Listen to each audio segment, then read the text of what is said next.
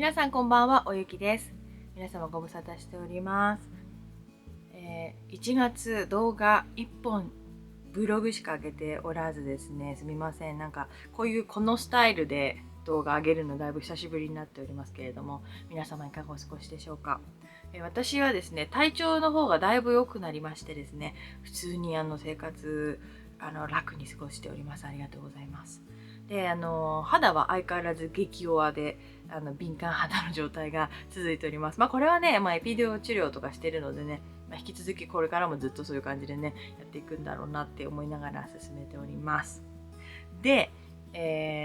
昨年末に上げた動画で、液体窒素で保険適用でイボを取りますっていうね、動画を上げたんですけれども、その後のね、続きをね、なかなか上げれてなかったので、今回お話ししたいなと思って動画を撮っております。で、前回ここにあった、こめかみにあったちょっと大きめのイボですね、ぶっくりしてたんですけど、それを取って、ジューって焼いてもらって、で、それが少しかさぶたっぽくなってきてよってところで、前回の動画は終わったと思います。で、その後なんですけれども、後、しっかりめにもうかさぶた状態になりまして、何日ぐらい経ったかな ?5 日ぐらい経って、5日か6日ぐらいでポロッとついてたのが浮いて、普通に膝すりむいた時みたいにさ、普通に取れたんですね。同じ感じです。取れ方としては同じで、取れた後の感じも、やっぱりすりむいて、怪我した時が治った時の、かさぶたが取れた時みたいに薄ピンクみたいなね、そういう感じになっておりました。で、特にすごい目立つ色素沈着っていう感じは、私は感じられなくて、このまま徐々に治っていくんだろうなっていう感じの色味になっていました。でも私の場合はそのイボに関してはもう一回ぐらい焼いた方がいいかもねって言われてたんですけど、そのね、実際のところ、イボの8割方ぐらいはもう1回で取れたんですよ。で、残りの2割、1、2割かな。それぐらいがまだ残っちゃってる状態で、触るとまだちょっとザラッといるみたいな感じだったの。それで、それを取ってもらって、その後、2週間ぐらい経って相談してまた10ってやってもらったりしてるんですけど、その2割がなかなか思うように、全部は綺麗に取れないっていう状態が今ちょっと続いておりまして、やっぱ焼くの難しいみたいで、中途半端に残ってるってなんだけど、ちょっとやっぱり肌色しちゃってるし、ほんのりで、肉眼で確認するの難しいぐらいだって言われて、私はすごいわかるんで、本人だからやっぱり、ここなんだよって思ってんだけど、やっぱお医者さんが見てて、ちょっと焼くのに分かりづらいってなりながらやってくれてて、でもね、普通のね、町のさ、皮膚科に通ってて保険だからそんなに美容皮膚科とかに行ってるわけじゃないから、そんなね、綿密にじゃないから、ちょっとって思ってね、そこはちょっと、そうかって思いながら通ってるんですけど、はい。で、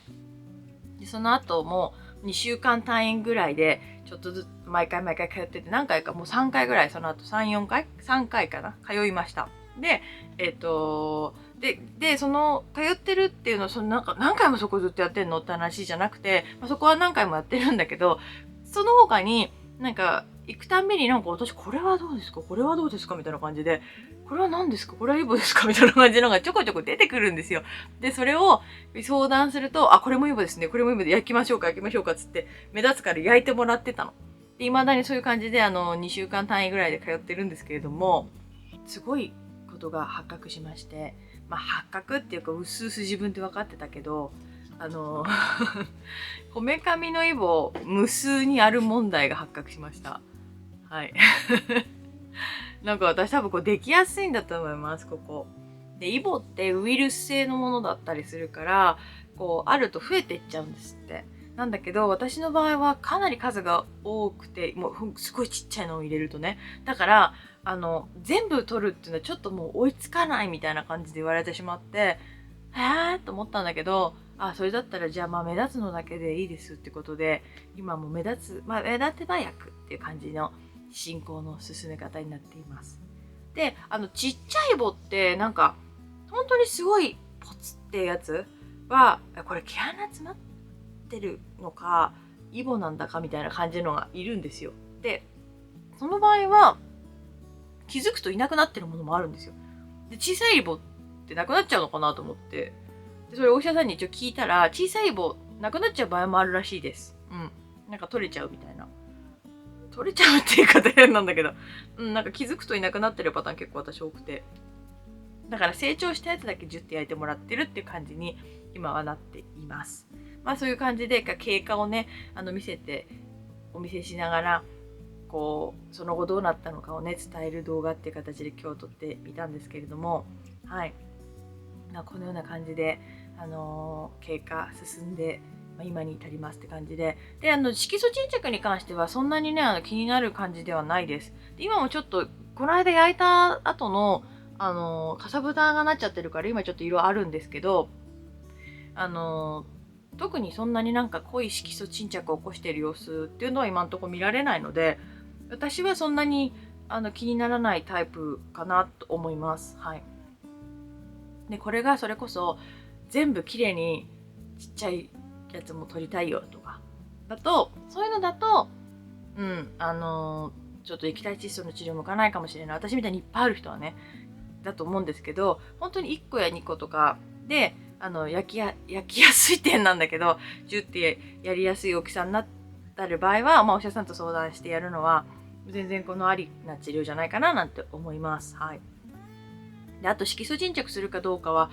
結局言ってしまえば、その人の肌質がかなり関係あると思うんですよ。だから私はそんなに目立たなかったけど、目立っちゃう人も中にはいるんだと思います。だからそれが結構お医者さんが気にされるぐらいだから。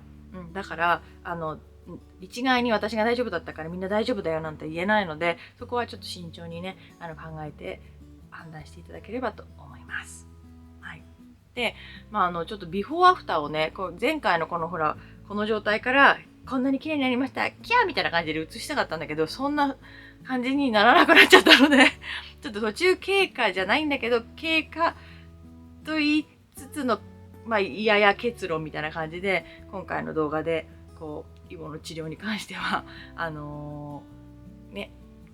ていうの、後編という感じで